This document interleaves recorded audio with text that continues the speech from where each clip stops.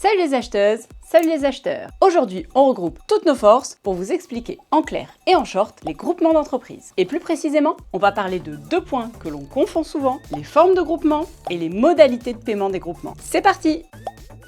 Les formes de groupement.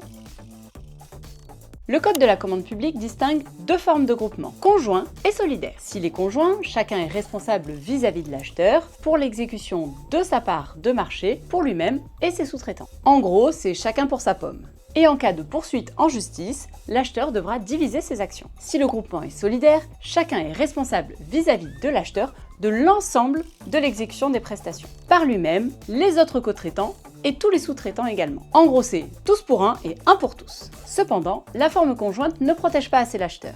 Et la forme solidaire fait peser trop de risques sur la tête des entreprises. C'est pourquoi le code permet de créer une formule intermédiaire. Dans un groupement conjoint, les entreprises peuvent choisir de nommer un responsable du groupement et l'acheteur peut rendre le mandataire solidaire des autres co-traitants. En gros, c'est chacun pour sa pomme, mais un pour tous.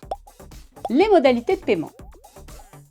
Puisqu'on parle de division ou non des responsabilités, on pourrait penser que les paiements sont répartis en fonction de la forme du groupement. Mais que nenni! Que le groupement soit conjoint ou solidaire, il peut être rémunéré à compte unique ou séparé. Pour le paiement à compte unique, l'acheteur verse l'ensemble des paiements au mandataire. Ensuite, celui-ci se charge de faire la répartition au prorata des prestations réalisées. Pour le paiement à compte séparé, chaque co-traitant perçoit le paiement de sa prestation, selon l'annexe qui figure à l'acte d'engagement. D'ailleurs, ce paiement à compte séparé est devenu le principe dans les CCAG de travaux et de maîtrise d'œuvre depuis 2021.